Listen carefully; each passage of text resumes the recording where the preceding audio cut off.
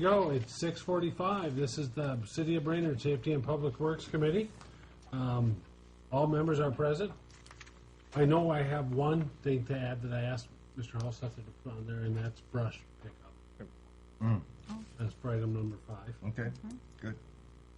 Anything else that you want to add to the agenda? That'll be just a simple thing, I think. Okay, hearing none. Item number 1, the Zelmer reimbursement request. This is a request from a resident at 1102 7th Avenue Northeast regarding some sewer service on a blockage. Mr. Engineer, anything you want to add besides your memo? Yes, if I could.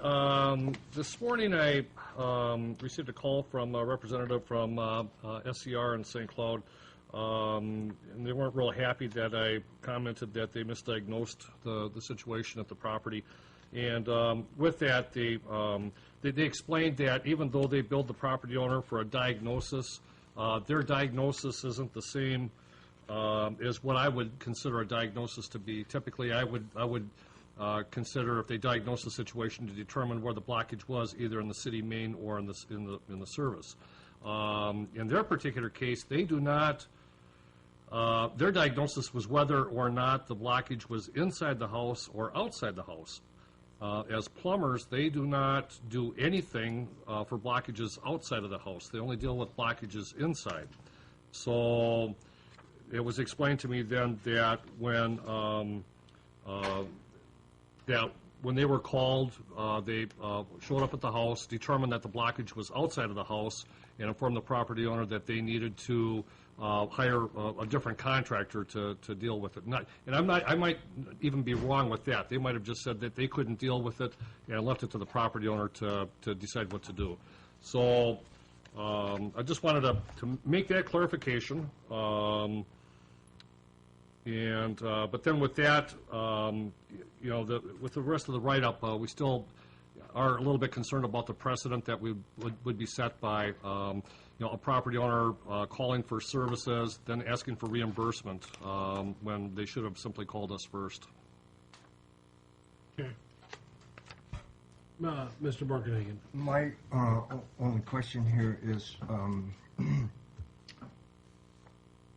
how I try to put myself in this person's place, and I found myself thinking, I got to call plumber here. There's something going on. What's going on here? I wouldn't even think to call the city first. And now, hopefully someone can share with me why that would be my problem rather than this. So that, and then the other side of it is, well, just that, I guess, to start with anyway. I get what you're saying. How would a homeowner know that they should call the city first when they have a backup? Do the plumbing businesses know that people should check with the city first? If Generally, that were the case, then that would be a good way to get the word out. Generally, the plumbers do. A lot of times, for instance, when someone calls us, and we do get quite a number of calls about backups, and just with a couple of real simple questions, you can pretty much, with about a 99% reliability, identify what the problem is. And if they're experiencing a backup, and it's coming into their basement or whatever, when they are not running water, then there's a very good probability that it's a sewer main that's blocked. If it's only coming up when they're running water, then it's about a 99% probability that they've got a blockage in their service and it's their problem. But we do. I don't know if that answers It answers the question technically, but big picture-wise, I still, I find myself, once in a blue moon, am I not sure that I agree with your perspective. Okay. I have a little bit of I thought the same thing, Chip. We sit here day in and day out and tell people it's their problem. Whatever the problem is. I'm sorry, that's your problem. You did this, you did that. We don't take care of that. No, we're not here to stop the neighbor's dog. We can call the animal control guy, but yet here it is. Well, this is the one time that you should have called. And I understand what you're saying. On the other side of the coin, I'm 100% agreement with what the engineer says. Unfortunately, this is a contrary situation that we rely on plumbers to notify people, and it didn't happen this time. Well, they did. They just charged them. Well, And being in that business myself, and I mean, I don't mean to, but I can kind of put this in another perspective. If I diagnose your car wrong and do a repair, I used to it. And it may not seem fair. But on the other side of the coin, I mean, that is the way it is, I see. I think it's this, and this is what I want to do, and this is what it's going to cost. You say yes, and it doesn't fix them. You still have. If our city attorney goes to bat in court and you lose, you still and maybe none of those are exactly the same examples, but it kind of explains. It's me trying to explain why they have to pay. Now, I don't know that I can answer the why didn't they first thing, because I'm with you, Chip. I think I'd have probably called the plumber first. You know, I wouldn't want to pass the buck, and I don't mean to say that everybody who calls us 35 times a day is trying to pass the buck, but you get a lot of calls for people who want. Number 5 on the agenda, brush, is on the agenda because I've received a lot of calls from people who consider that city's responsibility. That's why it's on there. Could I just offer up maybe an odd potential solution that we use this as a good reason for us to very blatantly in our next newsletter and make sure that it's on our website, and maybe send a note to every plumber we can find saying, hey, you guys, this is how it works. Making it clear to our constituents that this is how it works, and then at the same time offering going to these people and saying, hey, this is how it works, but you know what, because we haven't been clear in the past, we're going to be from now on, but how about if we just split the difference? Is that a recommendation with emotion? It certainly could be if It has to be if we're going to act. Okay, yes. Are you talking about splitting both the 139 Yes. and the 200? Okay. Alderwoman Hiller. So the motion is to notify all the local plumbers about what Jeff Alsether said about if it backs up when your water's not running, it's a city problem. If it backs up when the water's running, it's a property owner problem. 99% of the Plumbers time. would typically know that. Well, last week, split the difference. It's property owner. How many other property owners, though? I suppose I should second it before we discuss it, but if I second it, that means I'm in favor of it. No, So, you can vote against. okay. Because I'm not sure if I'm for or against it. I'll second it. Yeah. Then I have to. There you go. Is You're there up. past precedence of turning down requests of the same nature? I think this is the first request of this nature I recall. Okay. When they're asking for, when they didn't actually get a backup. You know, there have been cases where they actually had a backup, but then by our policy, we only reimburse for cleaning, not for the plumber. How does the backup get cleared then? If they just pay for it? Well, if it was a backup in our line, then we would have Oh, then you cleared the main, and it would have gone down.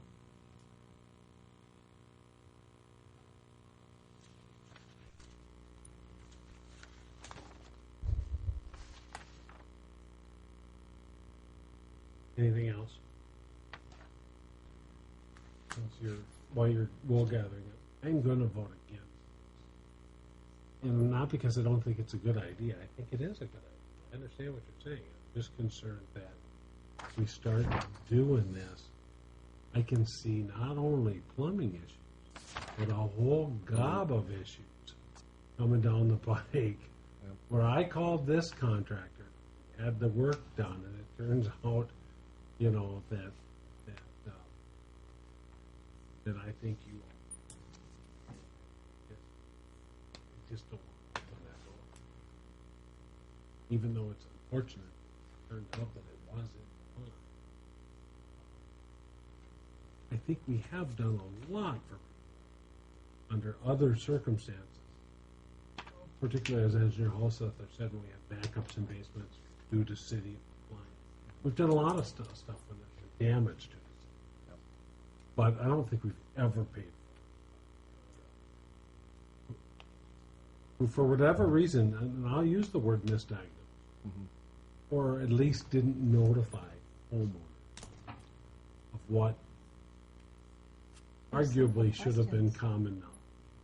So, that being said, we got to vote on this motion. If there's any further discussion, hearing none, all in favor say aye. Aye. Opposed, same sign. Aye. That motion fails. Want to try another one, Sue? I would like to move the public awareness to the local plumbing companies about that very simple question of is the water backing up when you're using your water or not?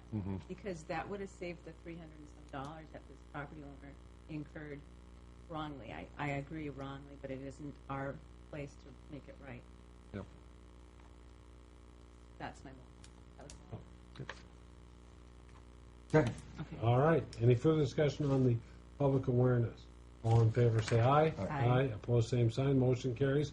What about the request? Chip gave it a shot. Oh, for half. Well, I would move that we follow the recommended action of city staff and not. You don't want to second it? You can. Yeah, I'll pass you the gavel. I'll second it. Now you can discuss it. You've been doing this longer than I have. I just I come at things from kind of a angle sometimes, and I understand that. I just it would be different if Jeff's answer to your question was, you know what, yeah, this happens 2-3 times a year. We have to deal with it. But if he doesn't even recall it ever happening before, I'm thinking, okay, here's an opportunity to say, gosh, let's reset the sails a little. Yeah, I hear you. Okay. Fair enough. Question? All in favor? You have a question? Nope. All in favor of the motion to follow the engineer's recommendation, say aye. Aye. Aye. Opposed, same sign. Perfect. Well, you voted for it? Okay. I think you got a good argument, though. I mean, I think you should at least mention it when we're up. Okay. That's done. Item number 2, code enforcement update. This is, again, an engineering department issue. We've got pie charts and grabs on how we're doing this year on code enforcement versus last year. Mr. Engineer, anything you'd like to highlight or add to? Other than, we just did them in black and white this year because with the software that we have in generating these charts, we can't really control what color is assigned to each item. It's a separate software. It's not like it's not like an Excel file or something where we can have a little bit more flexibility. So we did them in black and white just because last year we had a problem with not being able to keep the same color code with each of the types of violations. But I think that the bottom line numbers this year so far, we've identified 855 violations. We've issued 142 citations, 18 of which were voided. That compares to last year at this time of having 587 notices. So you can see that we're really up on our number of violation notices that have gone out. A lot of the differences is in junk and debris, brush piles, property maintenance violations, and unlicensed vehicles also, or inoperable vehicles. The also included, we did have total enforcement actions from all of last year, where we had 1,058, and with that we had 458 citations, 104 of those were certified in still have to be certified in 2015. So those were carryover cases that went from last year into this year. I think what we're noticing this year is that we're having fewer citations issued. So I think once people are notified of a problem, they're correcting it and abating it, which is very good. And I think too that we're, I don't want to say getting more picky, but I think we're, starting to, making sure that that there's a minimum standard that we're meeting when we're evaluating properties for junk and blight and that type of thing. So, and I think that's probably why we're getting a few more notices going out also. Any questions for the engineer? None. This is always really good information. One would hope that these numbers would go down because people are going, whoa. Yep. Mr. Oscar? I was just going to say a number that stuck out to me as being kind of like a sore thumb to me. 99 inoperable or unlicensed vehicles in our town. 99. That seems like a lot. Yeah, I mean, like a lot of vehicles sitting around neighborhoods not being used. More than last year at this point. It's up a little bit. But I just wanted to mention that. That's what observation. It's still a gob. Does this count that train on the tracks up at the I have a license. Okay. Any other questions? Okay. We'll move on. Thank you, Engineer Holsether and Planner Oscar for that report. Next up, item number 3, the historical marker replacement. Mr. Oscar, is there anything you want to add to what's in our packet? Pretty self-explanatory, I hope. Okay. I have a question of Mr. Oscar. Can I ask it? Dean? Is there, we know who did this, correct? Who caused the accident, or caused it to crash? yeah. Or caused the crash? Yes, we do. If this person had crashed into my house, I would be after this person insurance. Not my insurance per se. Or I would expect my insurance company to go after their insurance company. But I see nothing in your report regarding that. And my question is, why not? How come we don't know this person's name? It was possibly a criminal act. I don't know. Maybe it wasn't. But shouldn't they pay for this? Their company is paying for it. Their company is. Yeah, They that's what we got submitted the an check insurance from. claim. Okay. Yeah. Sorry. Okay. Yeah. All right. That's all I need to know. So Okay. it's their insurance company. Yes, sir. Yep. Okay. And this will cover. Do we still have the plaque? That disappeared. Right. That's right. I thought that was the case. We have to make a new plaque. It We're won't actually look like making a this. whole new different sign. New Right. sign. Different It won't appearance. say Lyman White, but it will be. What I was confused about was, will both of these pictures be on the plaque plus all this writing, or just one of these pictures? We'll do the mock-up with a printing company and see what they can do. But this is the language that'll be given to them. It's nice, but I mean, I like it's very. And expectations are $1,550. We'll take care of them. Yep. Okay. And your recommendation is Purchase. purchase the marker. And I would move that we do so. Second. Okay. Motion by Borkenhagen, second by Hilgard. Any further discussion? Hearing none. I agree. All in favor say aye. Aye. Opposed, same sign. Motion carries. Okay. Next up is the right-of-way ordinance revisions. And I believe this is also the planning department, and I gotta believe, Mr. Oscar, you want to fill us in a little bit about some of the, or just let it go with what you wrote on some of the legal decision regarding sign. If I could make just a couple of introductory remarks and kind of paraphrase of where we're at. And yes, I definitely want to get the city attorney involved in this in a minute. As you see, we are still not, at least from the planning department's perspective, ready for an ordinance reading of this right-of-way ordinance. Following the last meeting, I forwarded the ordinance to the city attorney for further review. What you see in here is the writing in red, and the crossouts are his suggested changes. There's some blue language in here that should show up as being a few changes from the planning department. One of the things on the very first page, page 1, you wanted us to verify the picketing ability, and we would have that ability to regulate picketing, so that can be kept in this ordinance. I won't go through all the changes that have been suggested on this. What I tried to do is I think it was Councilwoman Hilgard had made a suggestion of trying to not be so verbose in writing of the ordinance. So at least in the requirements for sidewalk signs, I tried to reduce the language for those 15, 16 requirements that we were going to have, so that they're straight and right to the point, and so it got the writing down somewhat. I didn't do any changes with the merchandise, or the delivered merchandise section, or awnings, any of that section. So hopefully we've done a little bit of modifying to make it a little easier to read. One thing I'd like to point out is on page 4, 800.03 permit required.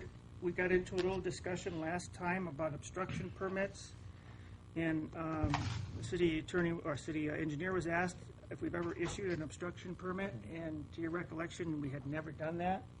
So I'm suggesting that we strike out the word obstruct in the obstruction permit, if it's probably something that really isn't even needed. Did we still need to define what an obstruction was? Or Yeah, that's true. There was maybe a question of what an obstruction it really is. I guess my thought on that might be that we leave the word obstruct in there, but then to just have something to the effect that that no person may obstruct the right-of-way in any manner not specifically authorized within the ordinance, or something of that nature. And then we're still prohibiting obstructions unless it's specifically authorized. Are you with us on that Yeah. suggestion? Okay. All this is kind of a precursor of where I want to get to, but I just wanted to cover a few things that that we talked about last time. The big issue that we want to talk about is on page 3, at the bottom of the page, item 16. That whole section of public or civic interest signs is stricken, and that's in the following page. There's a whole bunch of language that is stricken. Well, I don't even know exactly the date of when the Supreme Court actually ruled on the case. But there was a significant Supreme Court case ruling regarding signage, and signage particularly in rights-of-way, and to what extent a municipality can regulate signage in a right-of-way. And the decision by the Supreme Court really clarified the issue of a content neutrality, something that the language that we would have suggested, and I'm sure many other communities around the country still have, is language that is not completely content neutral when it comes to regulating signs. We tried very hard in the zoning ordinance to be content neutral, and I think we're doing a good job there. But in our city code, in trying to regulate signage in the right-of-way, we haven't been content neutral. For example, we're out there picking up rummage sale signs. We're picking them up because they say rummage sale. Well, we are then enforcing our ordinance in a way that's not content neutral. So with that precursor, what I'd like to do is call on the city attorney to expand on that a little bit and kind of explain the case and the implications it has for our ordinance, and it's pretty far-reaching in its ramifications. So Mr. Chair, I'll turn it over to you or to the. Thank you, Mr. Attorney. Thank you. So this case was just recently issued. It was just earlier this summer, maybe May. So it's pretty new still. And the big departure here, or the primary point of the Supreme Court's decision is that when you're determining whether something's content neutral or not, if you have to read the sign and then make a distinction, it's not content neutral. So they're saying, you can still regulate signs for size, location, as long as you treat all signs the same. But once you start reading the signs and saying political signs or religious signs or advertising signs or rummage sale signs are treated differently, then you're violating the First Amendment free speech rights. So in that particular case, it's a Arizona city that regulated signs. They prohibited all signs in the right-of-way and then had like 30 exceptions or something like that. And one of the exceptions was for political, one was for some other signs, but the plaintiff in this case was a church who they did not have a location. They met in local schools and other community places, and so they would put up signs routinely on the weekends directing people to where their services were.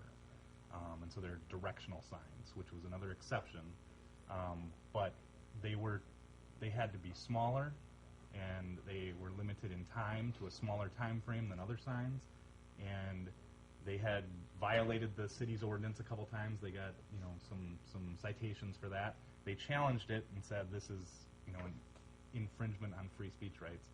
And the lower courts upheld the city's ordinance, saying that we're treating all religions the same on this. We're treating all, we're not looking at the viewpoint of the sign, the message on the sign.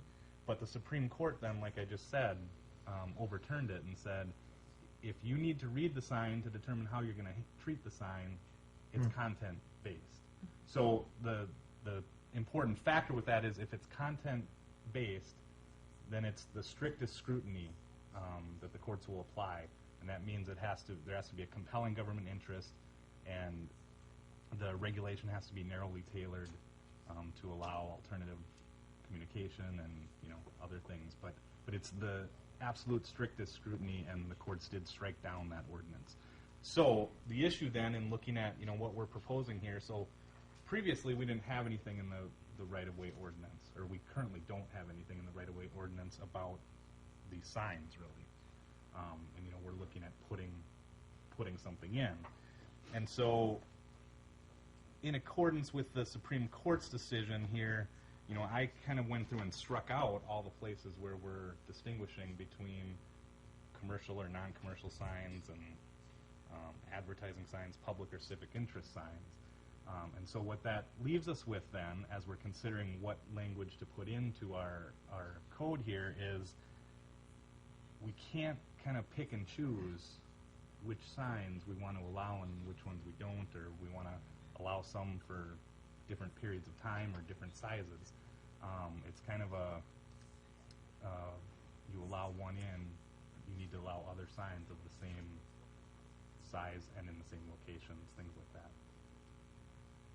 So it doesn't mean that we can't regulate it all, and it's a free-for-all where people can put in all kinds of signs, but if we say if sign can't be any bigger than 2 square feet or whatever, that applies to all signs. If we say you can't put it on the corner, where it's blocking sight lines for traffic, we can't allow some there and not others. So it's kind of a, it's kind of taking free speech rights in signs one step further. This is new. The impact of that, as the attorney was alluding to, is let's say that the council chooses a sign size of 2 square feet. Real estate signs are bigger than 2 square feet. Election signs or campaign signs, campaign signs can be included, correct? In the right of way? In this? Right. And I think it's important to remember that we're just talking about right-of-way signs here. It's a different animal to then talk about private property signs, which we regulate through the zoning code. So if we go with a 2 square foot sign, campaign signs can't be bigger than 2 square feet. Not only that, it'd be the point. They can too, they just can't be in the right of way. In the right of way. Right. In the right of way. So the I like seeing my neighbor. Ian's not. So the right of way, I mean, the Yeah. distinction here is this is public property. Right. We can say, no, keep all this stuff out of there. But if we allow some, we have to be even-handed. And according to the Supreme Court now, that really means And for being all, blind to what's on the sign. for all practical matters, if we say one sign per use, or one sign is allowed, there can only be one of that type of sign, presumably, in the right of way then. Is that correct? Would you agree? Well, in that, however you determine the location of, if we're saying adjacent to the property, it'd be one per, if you're in a residential area, one per lot. You could do it that way. I guess what I'm trying to build up to is what direction does the council want to go with this?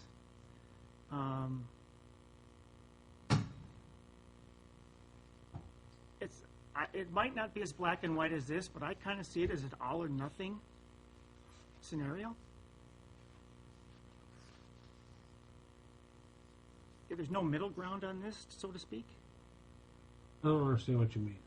Well, either we're going to allow all the signs, or we're going to, or no right. signs. That I understand. And prescribe the size. And, I mean, those Locations. locations. I mean, we have the And language smoke. in there about, No jazzy stuff. Odors.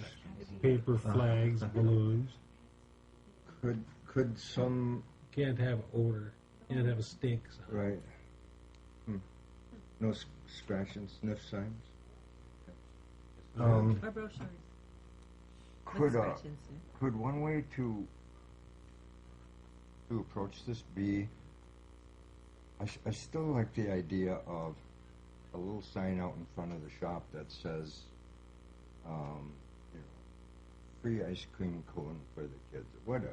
And that's what's would get lost in all of Right, that. exactly. So, but it's one thing for the shop owner to come out with a little sandwich board and set it out there for the day and then take it in at night, I think, than there is to have something stuck in the ground and left there. And so could one of the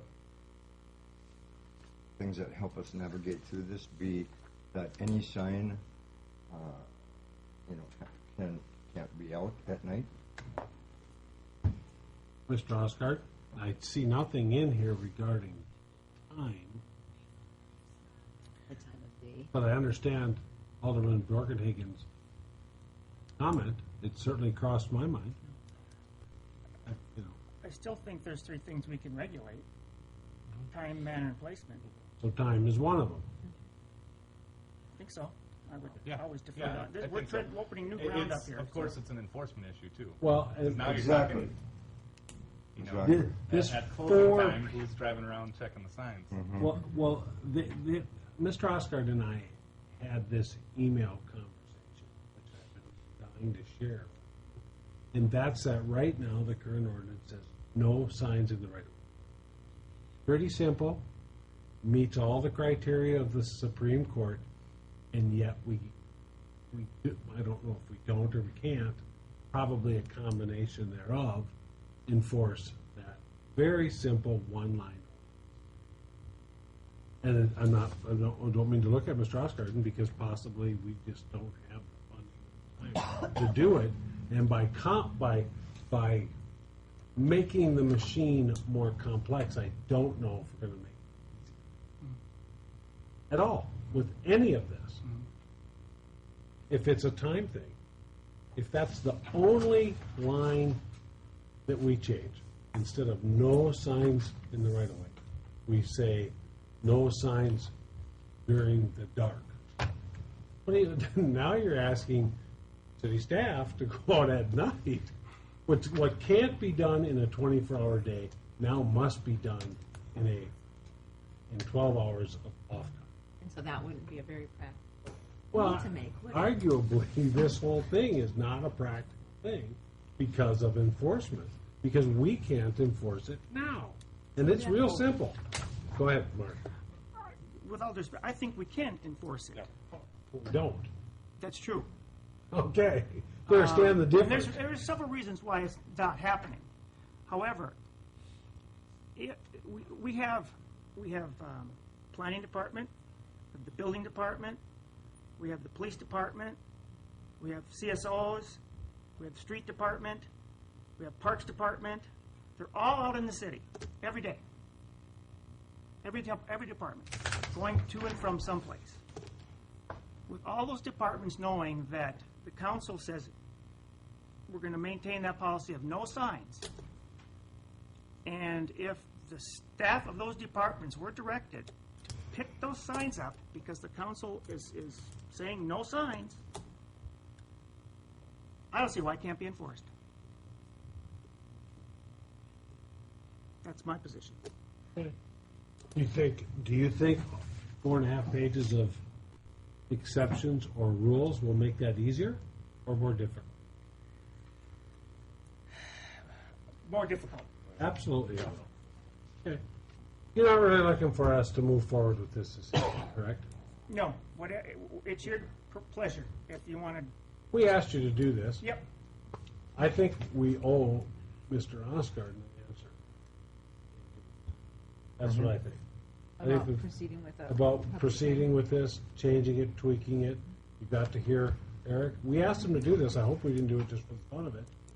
I think there is some legitimate concern for being able to use. I mean, we've discussed. We've seen examples of signs that could be very. I'm going to say useful because then I'm putting my own spin on. I might like, but they could add a practical benefit to particularly businesses. I think Chip was suggesting, but there are other things. You mentioned churches in the Supreme Court. There are lots of people who use it. I think Chip brought up a great suggestion regarding timing, but I think that complicates it more. Yes. We got 2 minutes. I disagree. You don't like that? I disagree in that it pretty much clarifies if we say from this time to this time and let the whole world know that if your sign is out there, it's fair game to be picked up by a squad car, thrown in the truck, and then into the dumpster. And if your name and address is on there, you're fair game for a violation ticket. And again, it comes down to communication. If we tell the world that, if we make it as clear as possible in every way we can think of, just because something's been a certain way for a long time doesn't mean that it needs to continue being that. I understand. Sue? Well, Any kind of the final comments? opposite. I feel like we need to have more ability for people to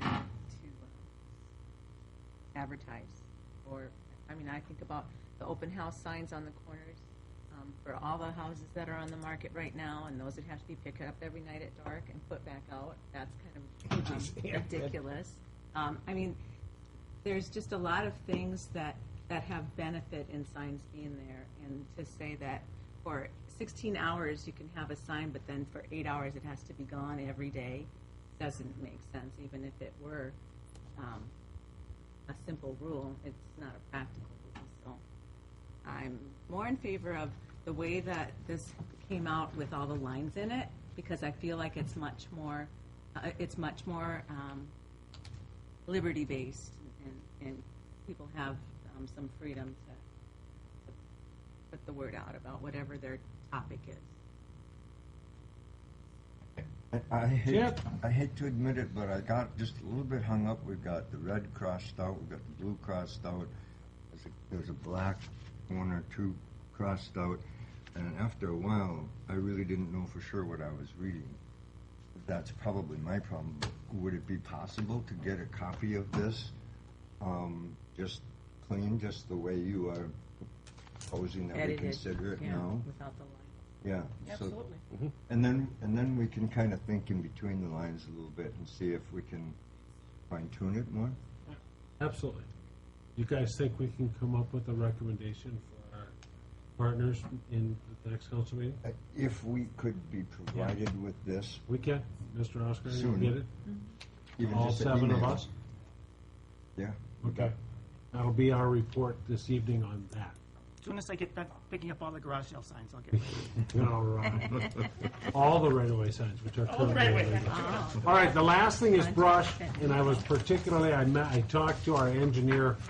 I've had a number of people ask, is the city gonna pick up brush?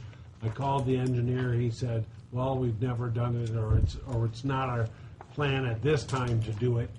And I just thought, well, golly, rather than having our engineer take a beating, if we could confirm or affirm that that's what we're doing, that we're not picking up brush, I think it'd be easier for him to say that.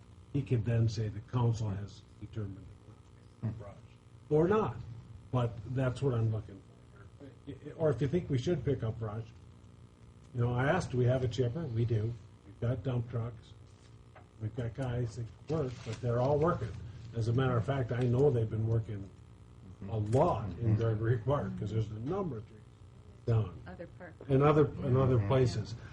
Would you guys understand what the issue is? I just thought it would be nice to affirm our current policy. If one of you would tend to agree and make that motion, affirm the current policy. Private citizens brush, or not, if you think we should make them. Well, I think it would be nice, but Right. there's, majority of people have already dealt with their, Well, there's that their too. issues themselves, so at this point, it's kind of, I would say it's too late to start picking up for those who haven't done it yet. Yep. Okay, you just want to leave it like that? No motions? That's one of them. No, not necessarily, I just wanted to make sure people, the public understood that this is all of us saying this, not just the engineer. You have some resources you can refer them to that are low cost or like options. Yeah, there's a variety of tree services out there, and I don't know if there's any service groups that are helping out. I would suspect that they're They probably. could always call Bridges of Hope for help. Yeah. I mean, that's, Yeah, we, Mr. Oscar, do you have a suggestion in under 3 minutes? Well, the question is then, how long do we give property owners to get rid of the brush before we consider it a nuisance? Team? 30. I thought I heard maybe 2 weeks was kind of, That's kind of the number we've tossed around a little bit. You know, if we cite someone for a brush pile, it's usually get rid of it within 10 days, 10, 14 days, something like that. So we kind of, you know, we know that some people, you know, don't have the resources to get rid of brush right away. So we thought wait a couple weeks until a couple weeks after the event, and then if we start seeing brush piles, to notify people that they have to get rid of them. That's fair. 2 weeks. Put a note on the city website, though, that they could contact Bridges of Hope for at least some referrals to resources. That's what they're doing. Okay, anything else on that item?